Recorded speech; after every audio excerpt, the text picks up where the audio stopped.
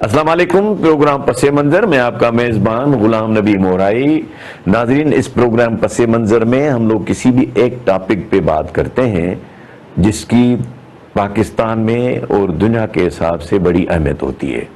حسب معمول ہمارے مہمان تجزیہ کار اور ملک کے نامور انٹلیکچوئل سید مبلا شاہ صاحب ہمارے ساتھ ہیں. شاہ صاحب السلام علیکم. شاہ صاحب، جس طرح آج ہمارا ہے پروگرام، بات کریں گے اکنامک چیلنجز آف پاکستان. اور پاکستان 75 سال ہو گئے، ہم نے 75ویں سالگرہ بھی منائی. آفٹر آل کیا ایشوز ہیں پاکستان کو؟ دوسرے ممالک ترقی کر گئے جو ہم سے بعد میں آئے، اپنا بنے. آفٹر آل ہے کیا ایشو پاکستان کا؟ گورنمنٹ لیول پہ، اداروں کی لیول پہ، عوام کی لیول پہ مسائل، اکنامک مسائل، اقتصادی مسائل بڑھتے جا رہے ہیں. تو آپ برائے مہربانی یہ جو چیلنجز ہیں، آپ نے کتاب بھی لکھی ہے struggle between state and society, اور اس میں یہ چیپٹر 2 ہے آپ کا. میں نے جو تھوڑا بہت پڑھا ہے، تو آپ بتائیں کہ ہمارے ناظرین کے لیے کہ واٹ آر دا چیلنجز. مولانا صاحب، بالکل جس سے آپ نے کہا کہ اب یہ ہمارے جو اقتصادی مسائل ہیں، حکومت کی سطح پہ بھی ہم دیکھ رہے ہیں کہ پاکستان کی جو بھی حکومت آتی ہے وہ کبھی IMF کے پاس، کبھی دوست ممالک کے پاس وہ پہنچ جاتے ہیں اور قرضے لینے کے لیے یہ درخواستیں چلتی ہیں.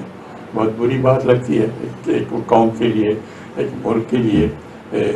کوئی خوشائند بات نہیں ہے کہ ہر وقت ہمارے لیڈرز جو ہیں وہ ایک کشکول اٹھائے پھرتے رہیں. ساتھ ساتھ پھر عوام کی لیول پہ، عام آدمی کی لیول پہ جو آپ دیکھ رہے ہیں، اور آج کل تو حالات اور خراب ہو گئے ہیں، بہت سنگین ہے لوگوں کے لیے. یعنی اس کا بیان کرنا بھی بہت دکھ کی بات ہے. جن حالات سے پاکستان کی ایک بہت بڑی آبادی جن مشکلات سے گزر رہی ہے، ان کا ذکر کرنا جو ہے نا، وہ بھی ایک لحاظ سے ایک بڑا پینفل، بڑا دکھناک، افسوسناک ایک قسم کا ذکر ہے. اب یہ ہے کہ اگر ہم دیکھیں، اور آپ نے بات کی صحیح، دوسرے ممالک جو ہیں وہ بھی ڈیولپنگ کنٹریز تھے، وہ بھی کولونیل حکومتوں سے انہوں نے بھی آزادی لی اور بہت ترقی کر کے ہم سے آگے چلے گئے. ہمارے پیچھے بھی تھے، وہ ہم ان سے آگے بھی تھے، لیکن اب ہمیں چھوڑ کے وہ آگے نکل گئے ہیں. اب جو ہم دیکھتے ہیں تو جو اکنامک چیلنجز کی ہم بات کریں، میری نظر میں اگر اور چھوٹی موٹی باتوں کو ہم چھوڑ دیں، سب سے بڑے پاکستان کو جس وجہ سے یہ کشکول اٹھانا پڑتا ہے، اور جس وجہ سے لوگ ہمارے ان کی زندگی بہت اجیرن ہو رہی ہے، اور حالات اس انداز سے ہیں کہ آج کل پاکستان میں کم از کم 40% لوگ غربت کی لکیر سے نیچے ہیں، جن کے مطلب کہ جن کے لیے 2 وقت کا کھانا کھانا بہت مشکل ہو گیا ہے. اور ہر مہینے یہ جس انداز سے یہ جو انفلیشن بڑھی ہے نا، ہر چیز مہنگائی ہوتی جا رہی ہے، مہنگائی جو بڑھی ہے، ہر مہینے 1 ملین 10 لاکھ آدمی اس غربت کی لکیر سے نیچے جا رہے ہیں.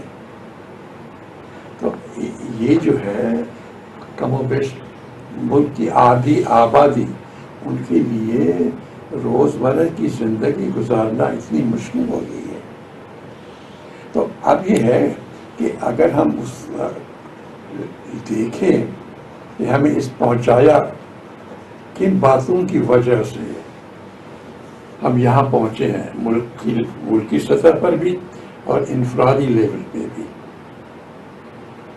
تو میری نظر میں 5 ایسے بڑے چیلنجز ہیں پاکستان کو جن پہ پاکستان نے توجہ نہیں دی.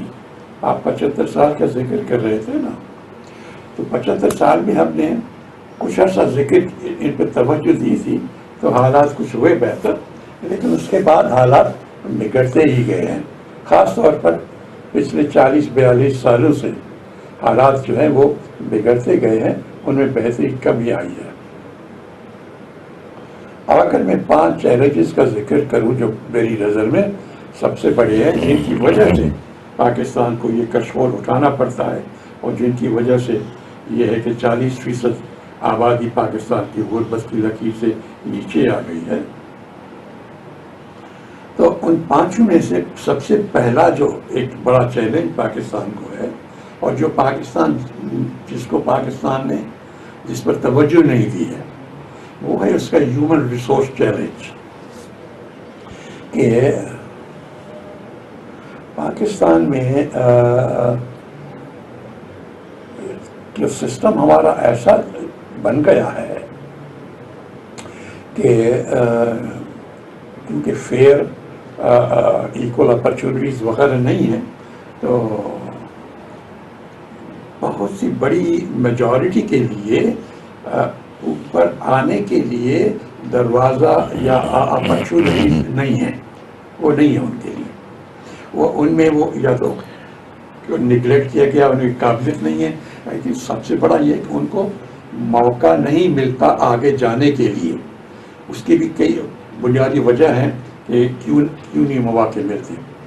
اب وہ پاکستان کا جو اقتصادی نظام ہے وہ یوں سمجھیں کہ جیسے ایک کلوز سرکٹ ٹی وی ہو کہ جس کا صرف کنیکشن ہے, انہی کو وہ فائدے ملتے رہیں گے. باقی لوگ جو اس کنیکشن سے باہر ہیں تو وہ ان کو فائدے نہیں ملیں گے. ایک وہ بچپن میں کھیل ہوتا تھا نا, سنیکس اور لیڈرز کا, لوگ لیڈو ہوتا ہے. ہاں, تو اس میں ہوتا یہ تھا کہ کچھ لوگ ایسے تھے ہوتے تھے, اگر آپ خانہ 6 پہ ہیں اور آپ کو سیڑھی مل گئی تو آپ 60 پہ چلے گئے. اور کچھ ایسے ہوتے تھے جو اگر چلتے چلتے 90 پہ بھی ہوں تو اگر اس سنیک کے منہ میں آ گئے تو وہ لا کے پیچھے لا کے آپ کو وہ 6 پہ کھڑا کر دے گا نیچے. کچھ لوگوں کو وہ لیڈرز ملتی رہی ہیں, کچھ لوگوں کو وہ سنیک کھاتا جاتا ہے. مطلب کہ کچھ لوگوں کو وہ کھا لیتے, ان کو موقع نہیں ملتا, ان کو اپرچونیٹیز نہیں ملتی آگے بڑھنے کے لیے. یہ ہمارے نظام کی خرابی ہے. اس میں ان لوگوں کا جو غریب ہے, جو مشکلات میں ہیں, وہ ان کی مشکل یا غربت ان کے لیے سانپ بنایا گیا ہے نا. ان کے لیے وہ لیڈر ہے نہیں, وہ سیڑھی ہے نہیں. وہ سیڑھی جو ہے وہ چند لوگوں نے اپنے پاس رکھی ہوئی, ساری سیڑھیاں, وہ سیڑھیاں وہ قابو کر کے اپنے پاس رکھ لی انہوں نے, اور باقی کے لیے سانپ چھوڑ دیے ہیں کہ آپ کو ان کو موقع ہی نہیں ملتا. تو ان کی غربت, یہ مشکلات جو 40% لوگ ہیں, وہ یہ اس وجہ سے نہیں ہے کہ وہ محنت نہیں کرتے یا ان میں کوئی شوق نہیں بڑھنے کا. پوائنٹ اس کے ان کو وہ سانپوں نے کھا لیا ہے. لیک آف اپرچونٹی, سیڑھی نہیں ملتی ان کو اوپر چڑھنے کی. Discrimination, lack of opportunity. تو ان کو تو سانپ کھا گئے, اور سیڑھیاں جو محدود وہ چند لوگوں نے اپنے پاس رکھی ہے کہ تھوڑی سی محنت کی اور اوپر چلے گئے. تو سب سے بڑی تو یہ سنیکس اور لیڈرز والا کھیل جو ہے نا, یہ اگر بند ہو تو ایک چیلنج پاکستان کا ایک حل ہو جائے گا. اب باقی پہ آتے ہیں. دوسرا یہ ہے کہ یہاں پہ عجب ہے, 2.5 کروڑ ہیکٹر, قریباً 5-6 کروڑ ایکڑ زمین ہے آباد پاکستان کی, اور بہت اریگیشن بڑا سسٹم ہے پاکستان کا. لیکن 2 چیزوں کی کمی ہے اور اس پہ توجہ نہیں دی. وہ چیلنجز کی بات ہے نا, 2 چیزیں کی کمی. اس میں حکومت کی پالیسیز ایسی رہیں کہ اس میں انویسٹمنٹ نہیں گئی اور اس میں ٹیکنالوجی نہیں گئی. چنانچہ یہ 2.5 کروڑ ہیکٹر, 5-6 کروڑ ایکڑ جو ہیں, 6 کروڑ ایکڑ کے قریب, یہ زراعت کے لحاظ سے جو دوسرے ممالک 4 گنا پیدا کرتے ہیں, ہم 1/4 پیدا کرتے ہیں. تو ہمارا ایگریکلچر اپنے پوٹینشیل پہ نہیں ہے، ایک چیلنج. دوسرا یہ ہے کہ ہماری انڈسٹریز کو دو چیزیں کھا گئی. ایک تو اسمگلنگ کھا گئی ہے، اتنی چیزیں باہر سے وہ اسمگل ہو کے آتی ہے. خاص طور پر یہ افغان ٹرانزٹ ٹریڈ جو ہے وہ آج کل کوشش ہو رہی ہے اس کو بند کرنے کی. کئی 40-50 سال سے چل رہا ہے، اور وہی چیزیں جو افغانستان کے نام پہ آتی ہے وہ پاکستان کے مارکیٹ میں بکتی ہیں. تو لہٰذا ہمارے لوگوں کے لیے وہ انڈسٹری لگانا بڑی مشکل ہوتی ہے. دوسرا ہمارا انڈسٹریل سسٹم وہ آگے چل کے بیان کرے گی، اس میں ری لوکیشن کا کانسیپٹ نہیں ہے. دنیا میں وہ ہے ایک کانسیپٹ، یہاں پہ نہیں ہے، ہم آگے چل کے بات کریں گے. تیسرا یہ کہ ہمارے پاس سیونگز کوئی نہیں ہوتی، بچت کوئی نہیں کرتے. پاکستان میں سیونگ ریٹ ہے 6%، انڈیا میں سیونگ ریٹ ہے 30%، بنگلہ دیش میں سیونگ ریٹ ہے 30%. تو اس کا مطلب وہاں کیپٹل ایکومولیشن ہوتی ہے، ٹھیک ہے سر، یہاں نہیں ہوتی. پانچواں یہ ہے کہ ہمارا ٹیکسیشن سسٹم جو ہے وہ 1% آف پاپولیشن دیتی ہے، باقی جو ہے نہیں دیتی. اس میں کئی وجوہات ہیں. تو یہ 5 چیلنجز پاکستان کے سب سے بڑے ہیں. ایک سنیکس اینڈ لیڈرز، دوسرا زراعت میں پوٹینشل نہیں استعمال ہوتا پورا، تیسرا یہ انڈسٹریز جو ہیں، چوتھا سیونگز میں، پانچواں ٹیکسیشن میں. یہ بڑے چیلنجز ہیں. آگے ہم بات کریں گے کہ ان کو کیسے حل کیا جائے. ناظرین ملتے ہیں وقفے کے بعد.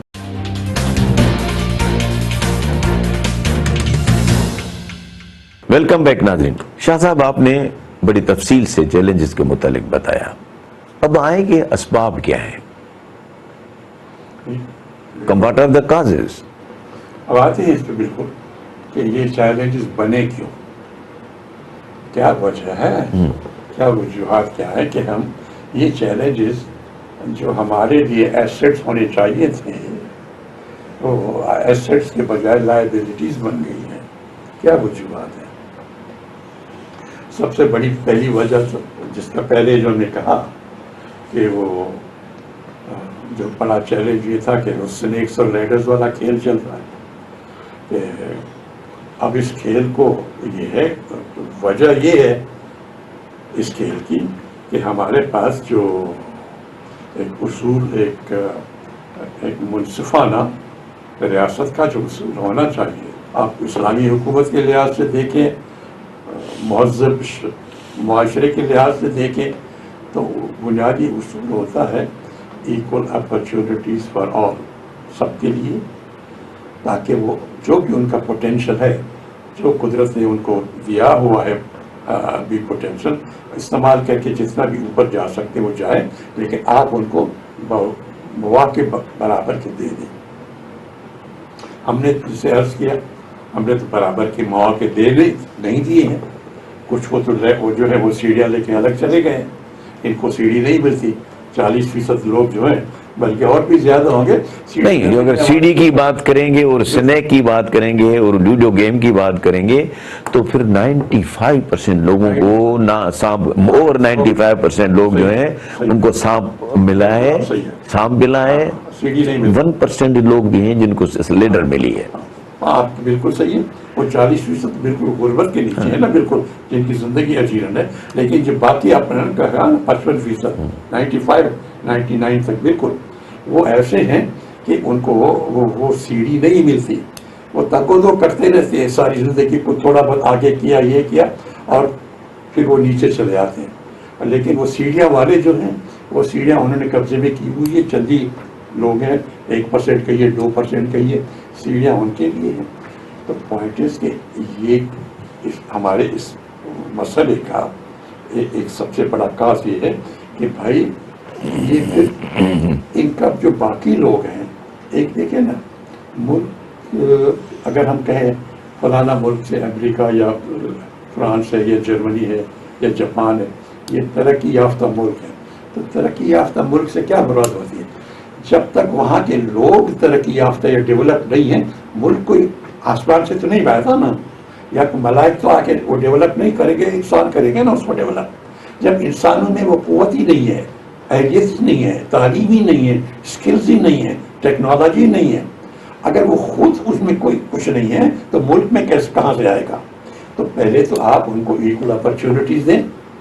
یہ لوڈو اور والا جو ہے نا سنیکس اور لیڈرس سیڑھیاں اور سنیک والا یہ کام بند کریں تو یہ کاز جو ہے ایک ختم ہو جائے گا. اور پھر زیادہ لوگ جب ان کو اپرچونٹیز ملے گی تو آپ کے ملک کی ترقی ہوگی. اور یہ لوگوں کے ساتھ جو ہو رہا ہے نا سوسائڈ بھی ہو رہے ہیں اور پتہ نہیں کیا کیا زندگی بچے بیچ رہے ہیں, سوسائڈ ہو رہی ہے, سوسائڈ ہو رہی ہے. بند ہو جائے گی. ان کے لیے کوئی سیڑھی پیدا کیجیے اپنے ساتھ. سیڑھیاں صرف اپنے لیے نہ رکھیں, ان لوگوں کو بھی دے دیں. بڑی نہ ہو, چھوٹی سیڑھی ہو, 1 یا 2 قدم اوپر چلے. آپ تو لیتے ہیں کہ 5 یا 6 سے لے کے آپ 90 تک پہنچ جاتے ہیں, تو یہ بیچارے تھوڑی سی سیڑھی ہو. ایک تو یہ کر دیجیے. دوسرا ہم نے تھوڑا ذکر کیا پہلی بار جب زراعت کا ذکر کیا کہ 5-6 کروڑ ایکڑ آباد ہے پاکستان کی زمین. لیکن اس کو زراعت کو پاکستان کی جو بھی آپ تاریخ دیکھیں نا ڈیولپمنٹ کی, اس میں زراعت سے انکم لے کے انڈسٹریز کو دی گئی ہے سہولت. فیسلٹیز جو تھی حکومت کی پالیسی رہی ہے کہ اس وقت یہ تھا کہ ہم انڈسٹریلائزیشن کریں. تو انڈسٹریلائزیشن کرنے کے لیے یہ تھا کہ جی انکم جو تھی ایگریکلچر کو سپریس کیا, وہاں سے ایکسٹرا انکم لے کے انڈسٹریز کو دی. تو انویسٹمنٹ جو تھی نئی بھی ٹیکنالوجی جو انڈسٹریز کو آتی رہی, اب وہ آئیں گے کہ اس کا کیا حال ہے. لیکن یہ تھا کہ زراعت میں انویسٹمنٹ اور ٹیکنالوجی نہیں آئی. اس وجہ سے زراعت وہی ہے جو آج سے سوائے چند لوگوں کے ادھر ادھر وہی ہے جو آج سے میں بھی 60 سال 100 سال پہلے ہوتی تھی. اب یہاں قریب دیکھیں, تھائی لینڈ ہے مثلاً, فلپینز ہے. ہمارے پاس آپ کو زراعت کا پورا علم ہے, 3 یا 4 گنا پیداوار ہوتی تھی یہ فی ایکڑ. ہر چیز میں آپ رائس میں دیکھیں, گندم میں, چاول میں, گندم میں, شوگر کین میں, آپ جس چیز میں دیکھیں دنیا کی مثالیں ہیں. تو وہ کیا کیوں ہوا ہے؟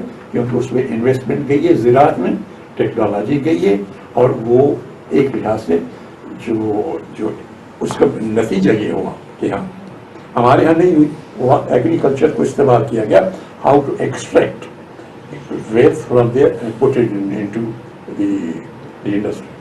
اچھا, آپ انڈسٹری بھی پیچھے چل رہی تھی 60s اور 70s میں, لیکن 80s کے بعد ہماری انڈسٹریز کا برا حال ہوتا رہا ہے.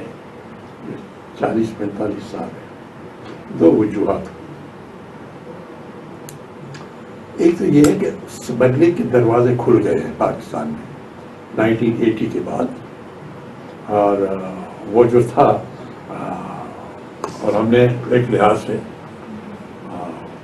پالیسی ایسی رکھی, خاص طور پہ ہمارے بھائی جو ویسٹ سے آتے ہیں, جب ہم نے وہ 80s کی لڑائی میں دروازے کھول دیے, بارڈر رہی نہیں. ایک لحاظ سے ہر ملک اپنی بارڈر کو پروٹیکٹ کرتا ہے, ہم نے بارڈر کو پورس کر دیا, آئے جاؤ جو بھی آئے. اور اس میں بہت سی چیزیں آ گئی, اس میں گن رننگ بھی آ گئی, نارکوٹک بھی آ گئے, اس میں باقی اسمگلنگ ہتھیار آ گئے, سب کچھ آ گیا. ٹھیک ہے. تو اپنی اکانومی اور انڈسٹری وہ آہستہ آہستہ ختم ہوتی گئی. کئی ایسی انڈسٹریز ہیں, مجھے علم ہے, اور لوگوں بھی جانتے ہوں گے, جہاں کچھ لوگوں نے کوشش کی پاکستان میں انڈسٹریز لگانے کی, لیکن یہاں پہ پھر دیکھا کہ فلانا ٹیکس ہے, فلانا ٹیکس ہے, یہ ہے. پھر وہی چیزیں جو یہ انڈسٹری سے مینوفیکچر کریں, وہی چیزیں اسمگلنگ میں بغیر ڈیوٹی پاکستان میں پہنچ جاتی تھی اسمگلنگ کے ذریعے. تو انہوں نے کہا جی ہماری کوئی چیز نہیں لے گا, وہ بغیر ڈیوٹیز کے آ جاتی ہے. تو انڈسٹریز پاکستان میں ہم نے جان بوجھ کے 1980s کے بعد غلط پالیسیز کی وجہ سے, دوسری جو ایک بات ہے, ہم نے انڈسٹریز میں اگر تاریخ دیکھیں نا, ہسٹری آف انڈسٹریلائزیشن, جیسے دنیا میں آج سے 19ویں صدی جب انڈسٹریلائزیشن شروع ہوئی, 19ویں صدی کے آخر یا 20ویں صدی کے شروع میں, آج ہم 21ویں صدی کے آج سے 100 یا 120 سال پہلے, تو آپ کی جو ٹیکسٹائل ملز ہیں وہ لندن میں بھی لگی ہوتی تھی, نیو یارک میں بھی تھی, بoston میں بھی تھی, فلاڈیلفیا میں بھی تھی, یہ بڑے بڑے شہر. وہ کیوں؟ ٹیکسٹائل جو ہے وہ پہلی انڈسٹریز لگی تھی دنیا میں پیرامڈ، اس میں کوئی خاص ویلیو ایڈیشن بھی نہیں ہے، لیکن وہ اسٹارٹ وہیں سے ہوتی، تو لہٰذا وہیں چلی. پھر جب نئی انڈسٹریز آئیں تو انہوں نے دیکھا کہ جو نئی انڈسٹریز میں ویلیو ایڈیشن زیادہ ہے. ٹیکسٹائل میں جنرلی جو بیسک ٹیکسٹائل ہے وہ 13 یا 14% ہے بس. تو ہوا یہ کہ ٹیکسٹائل جو تھی بڑے شہروں سے پھر چھوٹے شہروں پہ چلی گئی، پھر بڑے ملکوں سے، ترقی یافتہ ملکوں سے غیر ترقی یافتہ ملکوں میں چلی گئی. اب ٹیکسٹائل جو لندن میں یا نیو یارک میں یا باسٹن میں ہوتی تھی وہاں سے چلی گئی ایشیا میں چلی گئی، لیٹن امریکہ میں چلی گئی، پاکستان میں چلی گئی. ٹھیک، پاکستان میں آئیں تو کہاں آئیں؟ کراچی میں آئیں، ٹھیک، زیادہ تر. اس کے بعد کچھ لاہور اور فیصل آباد. لیکن ان کو ہونا کہاں چاہیے؟ جس طرح وہ ریلوکیٹ نہیں ہوئی، یہاں ریلوکیشن نہیں ہوئی. اب حقیقتاً دیکھیں کہ فری مارکیٹ ہونا تو زیادہ تر ٹیکسٹائل انڈسٹری جو بڑے شہروں کی ہے وہ بینکرپٹ ہو جائے گی. ہسٹری بتاتی ہے کہ ان کو کہاں ہونا چاہیے؟ وہاں جہاں کاٹن پروڈیوسنگ ایریا ہے، تاکہ را مٹیریل قریب ملتا ہے، ٹرانسپورٹیشن کاسٹ نہیں ہوتی، لیبر چارجز بھی کم ہیں، زمین چیپ ہے، ہر چیز. دیئرفور یور انڈسٹری بیکمز پروفیٹیبل. ہم وہ نہیں کرتے تو پھر انڈسٹری کیسے چلتی ہے؟ پھر ہم بینک لون نہیں دیتے، پھر ہم دوسرے ایس آر اوز بناتے ہیں، پھر ہم ہیرا پھیری کرتے ہیں، پھر 2 اکاؤنٹس رکھتے ہیں. وہ اس طریقے سے کرنے سے، اور یا پھر انڈسٹریز کو بند کر کے اس کو گوداموں کی شکل میں ہم پیسے کماتے ہیں. آج کل بھی جناب آج کل میں لوگ انڈسٹریل پلاٹ کو کمرشل پلاٹ میں کنورٹ کرا کے اور وہاں پلازاز بن رہے ہیں. اور تو یہاں پہ ایک زمانے میں جب میں کام کرتا تھا بورڈ آف انویسٹمنٹ کا بے نظیر شاہدہ کی حکومت میں، تو ہم نے اس کا سروے کرایا تھا. تو 5000 انڈسٹریل یونٹس ملک میں بند پڑی ہیں. کیوں؟ ٹیکنالوجی خراب ہے، پرانے زمانے کی، اس کو اپڈیٹ نہیں کیا، یا وہ اوور انوائسنگ سے بنی ہے ایسی، اب وہ قرضے پہ تھی اور مالک جو تھے وہ کچھ اور کرنے لگے ہیں، یا پھر یہ کہ غلاموں کی شکل میں، یا پھر پلازاز بن گئے. 5000 انڈسٹریز میں بند ہو گئی. ٹھیک ہے سر. اب یہ ہے کہ اسی طرح سیونگ نہیں ہوتی، اور آج کل کی مہنگائی جو حال ہے، وہ جو 6% پہلے ہوتا تھا اب تو وہ بھی نہیں ہوتا. ٹیکسیشن کا وہی ہے سب سے زیادہ.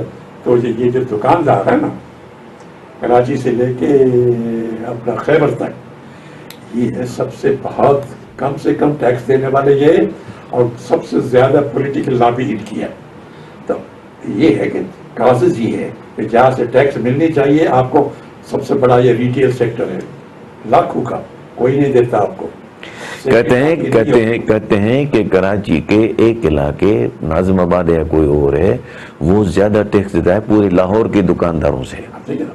آج یہ آپ کی جو یہ ریٹیل سیکٹر جو ہے نا، ریٹیل اور ہول سیکٹر سب سے بڑا یہ ہے، لیکن وہ نہیں ملتا. تو مطلب کازز کی جو بات کر رہے ہیں کہ وہی ہوا کہ آپ یہ چیزیں تبدیل کریں جو دنیا تبدیل کر رہی ہے، اور کیا ہے جب ترقی، تو ہم کازز کو وہیں رہنے دیں گے تو کازز ہمیں آگے بڑھنے نہیں دیں گے. چیلنجز ختم نہیں ہوں گے کیونکہ ہم کازز کو ختم نہیں کر رہے، اس لیے چیلنجز ختم نہیں ہو رہے. ناظرین ملتے ہیں وقفے کے.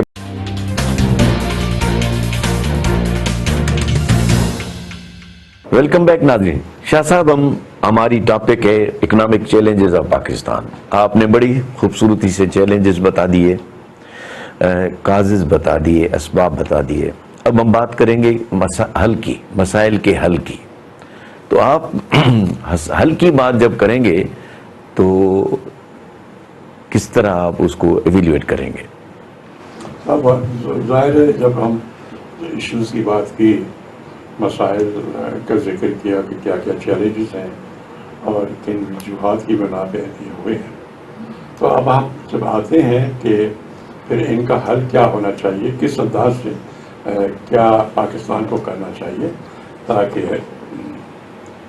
یہ اس انداز سے، جیسے باقی دنیا ان چیلنجز کو ایک لحاظ تک حل کر چکی ہے، تو پاکستان کو بھی حل کر جانا چاہیے. ہمارے سامنے مثالیں ہیں، مگر یہ نہیں ہے کہ کوئی ہم نیا کام کریں گے، مثالیں ہیں ہمارے سامنے. بالکل صحیح ہے، تاکہ حکومتی سطح پہ بھی یہ کشمول نہ اٹھانا پڑے اور لوگوں کی زندگی بھی بہتر ہو. سب سے پہلے میں عرض کروں گا کوئی 5 میری نظر میں بڑے ایشوز ہیں جو اگر ہم چاہیں ان پر فوکس کریں تو ایک لحاظ سے سولوشنز جو ہے نکل آئیں گی ان چیلنجز کی. سب سے پہلا یہ ہے کہ ہمارے ہاں کنٹینیوٹی آف پالیسیز کوئی نہیں رہی. تو سولوشن یہ ہے کہ پالیسیز میں کنٹینیوٹی رہے. ہمارے ہاں یہ نہیں رہا ہے. فلانا حکومت آتی ہے تو یہ پالیسیز ہوتی ہیں، وہ آتی ہے دوسرے تو پھر وہ یہ نہیں دیکھتے کہ یہ ملک کے لیے بھلائی والی پالیسی اگر ہے اس کو کنٹینیو کرنا چاہیے، جو غلط ہو ان کو نکال دیجیے. دیکھیے ہم ہندوستان نے بھی آزادی حاصل کی، ہم نے بھی آزادی حاصل کی.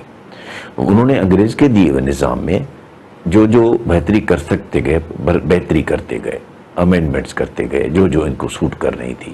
ناٹ دیٹ کہ پورا ڈھانچہ ہی اڑا دیا اور نیا ڈھانچہ بنا دیا. ہم نے کیا کیا ہے، جو تاریخ میں ہم نے غلطیاں کی ہیں، اول تو الیکشنز نہیں کریں، آئین نہیں بنائے، وہ اپنی جگہ پہ. پھر ایوب خان نے بیسک ڈیموکریسی بنا دیا، BD سسٹم، پھر کیونکہ اس کو سوٹ کر رہا تھا، ملک کے سوٹ کرنے والی بات نہیں تھی. پھر آیا بھٹو صاحب، انہوں نے پھر آئین دیا اور جو بھی ایک طریقہ بتایا الٹوگیدر ڈفرنٹ. پھر ضیاء الحق آئے، انہوں نے بالکل دیا کہ آئین کیا چیز ہے. مطلب کا نہیں ہے جس طرح آپ نے کہا. ہاں پولیٹیکلی بھی اور اکنامک پالیسیز بھی کنٹینیوٹی نہیں. پولیٹیکل اپہیول جو تھی، وہ ایک زلزلہ جو تھا ہر دور کچھ عرصوں کے بعد آتا رہتا تھا، کبھی سول حکومت، کبھی ماشاء اللہ حکومت. تو یہ زلزلے سیاسی طور پر آتے ہیں، لیکن اقتصادی طور پر بھی پالیسیز میں کوئی کنٹینیوٹی نہیں رہی. مجھے یاد ہے جو ہمارے ایک میٹنگ میں ملیشیا کے پرائم منسٹر مہاتیر محمد صاحب، بڑے پاکستان کے بہت بڑے دوست، اپنے ملک میں بڑی کامیابی سے انہوں نے حکومت کی. تو یہاں حکومت میں پاکستان کے صدر اور وزیر اعظم کو اس میٹنگ میں بھی تھا شامل، جب انہوں نے کہا ان کو کہ بھائی آپ لوگ پالیسیز جو ہیں اتنی تبدیل کرتے رہتے ہو کہ ہم آپ کے دوست ہیں، ہم چاہتے ہیں کہ آپ کے ساتھ ہم اکٹھے کام کریں، لیکن میں اپنی حکومت میں لوگوں کو کہتا ہوں مثلا فلانا کوئی پالیسیز ہے آپ کی، تو میں اپنے حکومت میں یا اپنے بزنس اور ٹریڈ اور انڈسٹری ان کو کہتا ہوں کہ بھائی اب دیکھیے یہ پالیسی ہے پاکستان کی، آپ کوشش کیجیے کس طرح ملیشیا اور پاکستان اس میں کام کرے اکٹھے.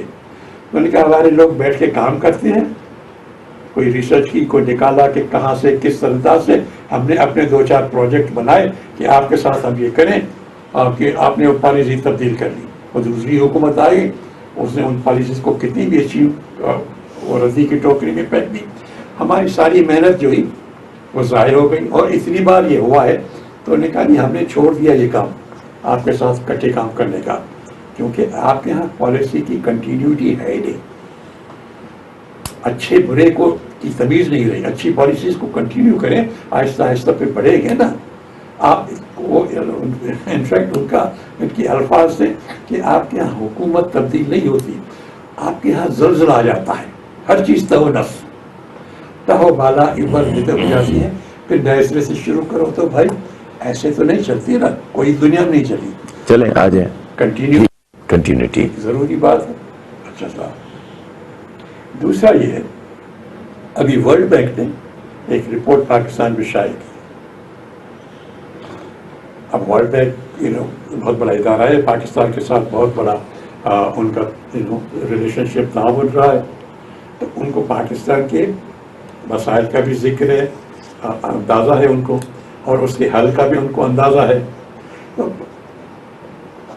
اب یہ جو رپورٹ آئی ورلڈ بینک کی، اس میں انہوں نے کہا کہ بھائی آپ کے لیے سب سے اہم چیز کیا ہے پاکستان کے لیے، اگر پاکستان ان چیلنجز کو سے نکل آنا چاہتا ہے نا اور ان کا کوئی سولوشن یا حل ڈھونڈے، تو انہوں نے کہا سب سے دوسرا کام یہ ہے کہ آپ یہاں بے تحاشا वेस्टफुल और अननेसेसरी एक्सपेंडिचर होता है पब्लिक का पैसा आप लगाते हो ऐसे इश्यूज पे जिसमें कोई प्रोडक्टिविटी आपको इनकम नहीं मिलती, तो उनके जो अल्फाज थे बादशाहाना खर्च, ठीक है। बड़ी बड़ी गाड़ियां और बहुत सारी गाड़ियां, अब ये अवाम को कैसे फवायद मिलेंगे?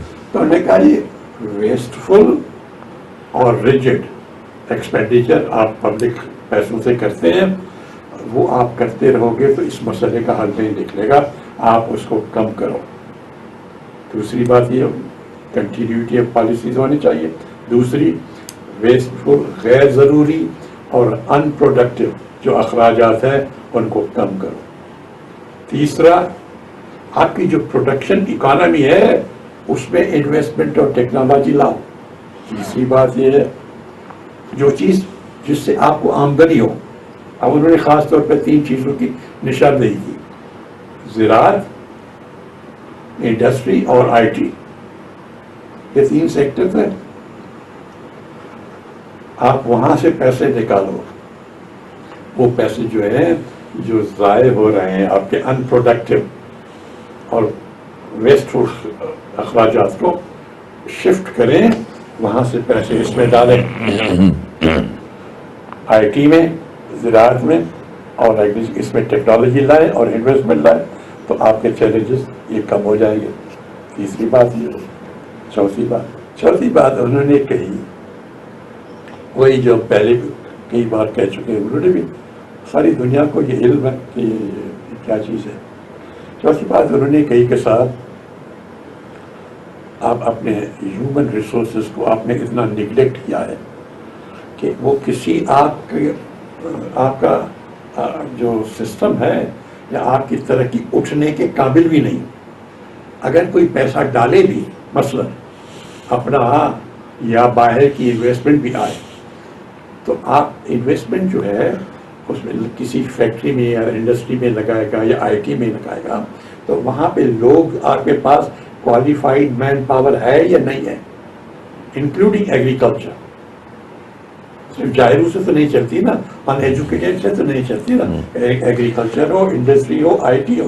तो उन्होंने कहा साहब आपने ह्यूमन रिसोर्सेज को डेवलप ही नहीं किया, उनको वो स्किल्स और टेक्नोलॉजी दी ही नहीं आपने। तो कोई इन्वेस्टमेंट भी अगर करना चाहे पाकिस्तान में, तो इन्वेस्टमेंट अगर करेगा तो देखेगा कि अगर मैं लगा हूँ तो लोग कहाँ से लाऊं, क्या लोग भी बाहर से ले आऊँ, तो फिर यहाँ क्यों इन्वेस्टमेंट करूँ, जाके ब्राजील में करूँ या मलेशिया में करूँ? नहीं, अमेरिका के जितने बड़े ट्रेड मार्क्स हैं, बड़ी बड़ी जो चीज़ें बन रही हैं वो चाइना में बन रही हैं। स्किल है ना, तालीम याफ्ता लोग हैं, टेक्नोलॉजी से वाकिफ है, स्किल्स हैं, तो बाकी पैसा आ जाएगा। हमारे पास चूँकि नॉलेज नहीं है, लेबर फोर्स में स्किल्स नहीं है, टेक्नोलॉजी नहीं है, और हुकूमत उसमें इन्वेस्टमेंट नहीं करती कि हाँ उनको डेवलप करे। अभी हम बातें कर रहे थे ना, इस किस्म के अगर 10,000 स्कूल इस तरह हुकूमत खोले जहाँ इंडस्ट्रियल स्किल्स हों, ट्रेडिंग स्किल्स हों, ताकि आपकी फिर इन्वेस्टमेंट आ जाएगी। तो उन्हें चौथा ये था कि साहब ये इस अंदाज से करोगे तो आपके चैलेंजेस का हल निकल आएगा। 4 साल। 5वां कि आप अगर लोगों को, अवाम के लिए कोई भलाई चाहते हैं, आप अवाम की लेवल को ऊपर करना चाहते हैं, तो एक तो ये इकोनॉमिक इश्यूज आ गए ना, एक फिर ह्यूमन रिसोर्सेज की ह्यूमन एंगल भी होती है। Education by the way, education में हम सबसे पीछे हैं, खास तौर पे रूरल एरियाज में एजुकेशन न के बराबर है। अब फिर दोहराते हैं। अब पहला तो ये कंटिन्यूटी ऑफ पॉलिसीज है, दूसरा ये है कि गैर ज़रूरी और अनप्रोडक्टिव एक्सपेंडिचर उसको कम करें, तीसरा जो प्रोडक्टिव इकोनॉमी है, एग्रीकल्चर, इंडस्ट्री और आईटी, आप उसमें पैसा और टेक्नोलॉजी डालें तो बात होगी। चौथा, आप ह्यूमन रिसोर्स, वही आप तालीम आ गई, स्किल्स आ गया, टेक्नोलॉजी आ गई, आप वो डालें ताकि इन्वेस्टमेंट आए। आपकी मार्केट बहुत बड़ी है, लेकिन इन्वेस्टमेंट कोई नहीं कर पाएगा इसलिए कि आपके पास ह्यूमन रिसोर्स क्वालिटी नहीं है, اس انویسٹمنٹ کو ایبزارب کرنے کے لیے تاکہ اس کفر سے آپ فائدہ اٹھا پائیں. اور پانچواں یہ ہے کہ آپ عوام کی بھلائی کے لیے اگر کام کرنا چاہیں تو عوام کی منشا اور ان کی منظوری سے حکومت بنائیں تاکہ وہ عوام کا خیال کریں.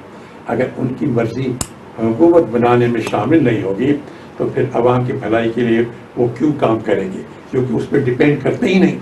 جب عوام پہ جو ڈپینڈ نہیں کرے گا حکومت آنے کے لیے، حکومت بنانے کے لیے، تو پھر عوام کی بھلائی کے لیے کیوں کام کرے گا؟ اس کو ڈپینڈ کراؤ، اس کو انحصار کرو. عوام پہ انحصار کرے گا حکومت کرنے کے لیے تو پھر عوام کی بھلائی ہوگی. 5 چیزیں ہو گئیں. اب یہ اگر کیور ہے، سولوشن ہے، اگر یہ ہم 5 چیزیں کریں، پالیسی میں آپ کنٹینیوٹی رکھو، غیر ضروری ان پروڈکٹیو ایکسپینڈیچرز کم کرو. تیسرا، پروڈکٹیو اکانومی جو ہے آپ کی، اس میں پیسہ ڈالو، ایگریکلچر، انڈسٹری اور آئی ٹی. چوتھا، ہیومن ریسورسز کو بڑھائیں تاکہ انویسٹمنٹ ملک میں آ جائے.